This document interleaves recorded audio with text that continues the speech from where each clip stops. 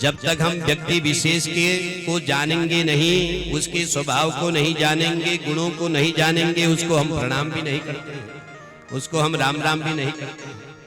यदि हमारे बीच में यदि कोई सज्जन व्यक्ति आ जाए, यदि हम उसको न जानते हैं तो हम उसको राम राम भी नहीं करते, और यदि व्यक्ति को हम जानते हैं, उसके स्वभाव को, तो उसके प्रति हमारी क्या हो जाती है, श्रद्धा बनने लग जाती है।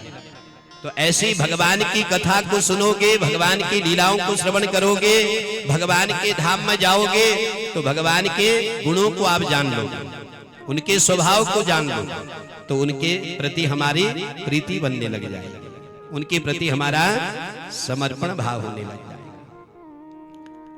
और उसके पश्चात राजा परीक्षित ने कहा, गुरुदेव,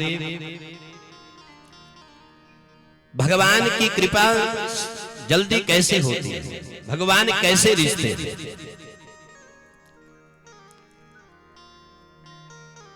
क्या जिसके पास में खूब सारा धन होता होगा तो भगवान उसको देख करके रिझते होंगे? राजा परीक्षित कहते हैं, जिसके पास में सुंदर रूप होता होगा भगवान उसके रूप को देख करके रिझते होंगे। किसी के पास में खूब सारा बल होता होगा तो उसके बल को देख करके भगवान रिझते होंगे। तो राजा परीक्षित को सुखदेव जी कहते हैं, राजन, भगवान की कृपा कब कहां किसके ऊपर हो जाए कोई पता नहीं। भगवान केवल हमारे भाव के भूखे हैं, प्रेम के भूखे हैं।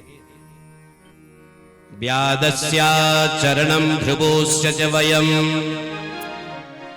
विद्या गजेन्द्रस्य का जाति विदुरस्य यादवपते उग्रस्य किं पौरुषम् कुब्जाया किमु तत्र रूपमधिकम् किं तत्सुदां नो धनम् किं तत्सुदां नो धनम्। तो भगवान की कृपा तो 5 वर्ष के बालक ध्रुव के ऊपर भी हुई। देखो, भगवान की कृपा हम कहें कि केवल मनुष्य के ऊपर ही भगवान की कृपा होती है तो ये नहीं है। 84 लाख योनियां हैं और प्रत्येक योनियों में भगवान की ही सत्ता है। सिया राम मैं सब जग जाने, प्रत्येक जीवों में परमात्मा ही हमें चलाने वाले। और इस संसार में, इस जगत में कोई जीव ऐसा नहीं होगा जो भूखा नहीं सोता हो। भूखा कोई सोता ही नहीं है। परमात्मा की ऐसी कृपा है कि किसी न किसी रूप में परमात्मा ने उनकी भोजन की व्यवस्था बनाई गई है। किसी न किसी रूप में जो जैसा जीव है वैसा ही उसके लिए भोजन भी दिया है। तो प्रत्येक जीवों के ऊपर भगवान की कृपा है। तो व्यादस्या चरणम ध्रुवोस्य च वयम, 5 वर्ष के बालक ध्रुव के ऊपर कृपा हुई। तो सुखदेव जी कहते, परीक्षित, हम कहें कि बुजुर्ग हमारे बाल सफेद हो जाएंगे तब भगवान की कृपा होगी, तो ऐसा नहीं है। यदि ऐसा होता तो भगवान 5 वर्ष के बालक ध्रुव के ऊपर कृपा नहीं करते। विद्या गजेन्द्रस्य का, यदि केवल मनुष्य के ऊपर ही भगवान कृपा करने वाले होते तो गजराज के ऊपर भगवान कृपा नहीं करते। भगवान ने गजराज को जल से उबारा है। और भगवान जाति भी नहीं देखते हैं। का जाति विदुरस्य यादवपते उग्रस्य किं पौरुषम। और भगवान जाति भी नहीं देखते हैं कि ये ब्राह्मण है तो इसके ऊपर जल्दी कृपा कर दो, ये क्षत्रिय है तो इसके बाद इसकी कृपा करो। नहीं, क्योंकि भगवान की कृपा विदुर जी के ऊपर भी हुई है। और विदुर जी दासी पुत्र हैं। का जाति विदुरस्य यादवपते, और विदुर जी के घर में जाकर के भगवान ने केले के छिलके खाए।